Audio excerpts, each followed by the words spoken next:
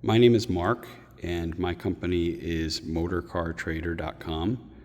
And today we are going to go over this 1970 Mercedes 280SL that we purchased from a client of ours who owned the car since 2015. He purchased it from the same owner family who owned the car since the late 70s. And we buy and sell classic sports cars, mostly Jaguar E-types. And we're going to take a closer look at this gorgeous Mercedes 280SL in anthracite with black leather interior. So let's do a walk around. Paint on the car is exceptional, as are all the gaps. We had the bumpers re-chromed. They were just a little bit cloudy, so had the bumpers and the overriders re-chromed with new seals. But this does have, of course, everybody's going to ask, the fender notches. It has it on both headlamps, and it does have the spot welds in the engine compartment. But all the gaps on the car are excellent. There's no cracking in the plastic lens around the headlamps. I've bought and sold probably well over 100 of these cars, and this is certainly one of the nicest, or maybe the nicest 280SL I've had in terms of drivability and overall quality, and really just a wonderful driving car as well. But walking around, there's really no imperfections of the paint to speak of. Paint is in exceptional condition. All gaps are excellent. We put new tires on the car that we purchased from Coker Tire, white line, thin white line radials. Purchased a few months ago, actually I think about a month ago. Also had the rear bumpers and overriders re-chromed.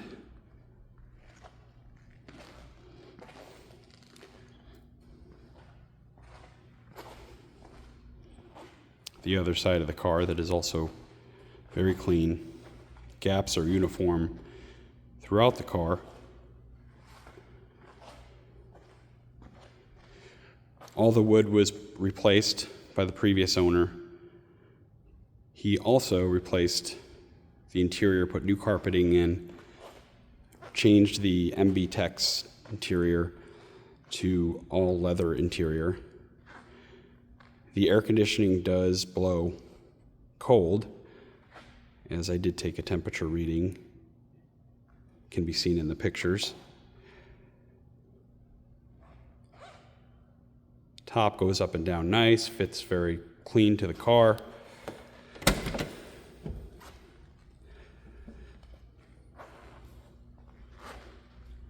Door jambs, everything looks very nice.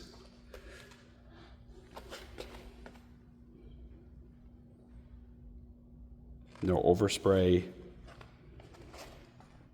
The radio does work. Also, a previous owner installed a Nardi steering wheel, which is pretty expensive and gives it a nice look to go along with the new wood in the interior.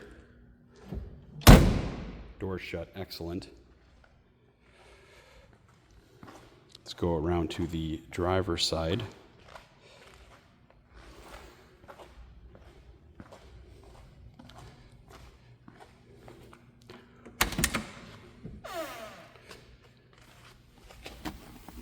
Here are the gauges. The odometer says 34,842 miles. I don't know that that's the original mile since new, but that's what the odometer states right now. Everything works, even the clock works. Heater works. You can turn on the lights. You can see the lights behind the heater controls. None of the heater controls are broken or dry rotted. They're all in excellent shape. The radio does work. Of course, the key is not turned on.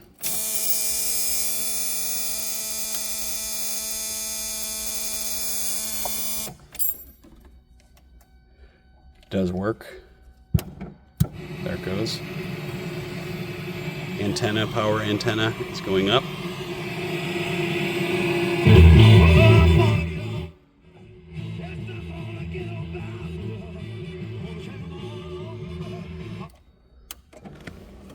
Glove box light works. There's a tool for the securing the hard top and the soft top. This does have a hard top in excellent shape, as is to go along with the rest of the car. Seeing all the lights work. Horn does work. Car does fire up nicely. You can see the oil pressure is good. I think I need to get a little bit of gas, but it is cold right now, so just needs to warm up a little bit. Here is the wood, all in excellent shape.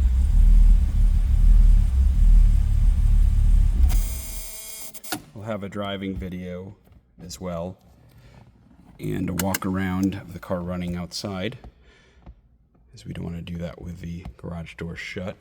Air conditioning does blow cold.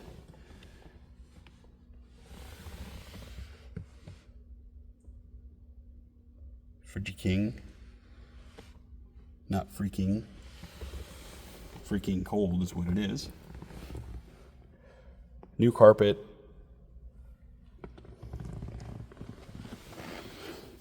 Let's look in the engine compartment. The engine was rebuilt on this car. There's about 15,000 miles since the engine rebuild. Compression was excellent across all 6 cylinders. I do have pictures of the compression test done yesterday, actually. And all the body numbers are stamped in this car on the convertible top boot, on the hood, also underneath in the support bracket under the transmission. This car was originally grayish white color. As you can see it right there, the engine compartment, but really nowhere else in the car. Very clean engine. It does have the original engine in it, as confirmed by the data card from Mercedes. Under the hood is very clean, excellent, with original spot welds on both sides.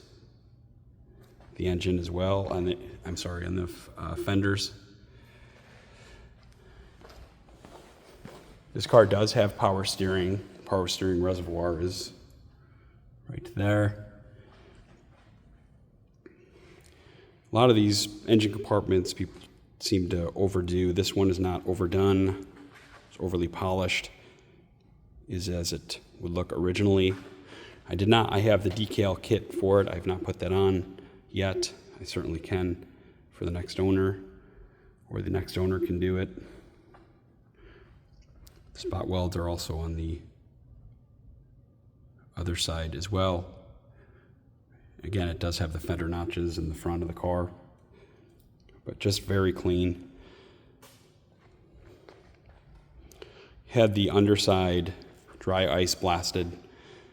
A lot of people don't understand what the dry ice blasting process is. It's very interesting, but it took off the undercoating that was added on top of the original Worth undercoating, and shows that this car is completely rust-free, and shows the original Worth undercoating from 1969, which was applied at the factory. We also did apply this to the wheel wells. and took off the undercoating that was underneath there that was added on at a later time. And you can see the original undercoating. We reapplied light undercoating into the wheel wells, but the underside we kept as it would be originally. And once again, with no rust just anywhere on this car. The trunk is also very clean and rust-free, and we'll take a look at that, as this is a very important area to look at on these cars.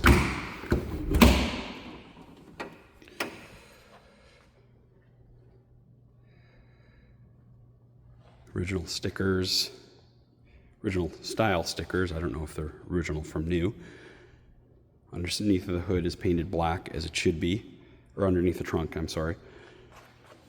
This is the original mat, original style mat. Underneath the spare tire compartment, as I have pictures of, is the original jack. And we'll take a look underneath this mat. As can be seen, it's very solid. A lot of these cars, you'll see patch panels back here. There are no patch panels. We did replace this center mount as well.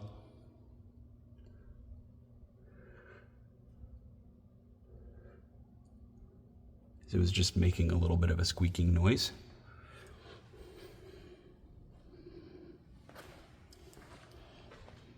Very clean, no rust. Some water usually gets trapped underneath these mats, and this area can get a little bit rusty, So a lot of these you'll see patch panels, especially on this side right here. But this is very clean. And I have pictures of the underside, again, showing that it is rust-free. Now the original Worth coating is a little bit stained because it's from 1969, so it's a bit old, but still very solid underneath. There we go, the inspection of the 1970 Mercedes 280 SL, available at motorcartrader.com. And until next time, thanks for looking. Have any questions, please let me know. Thanks everyone, have a great day.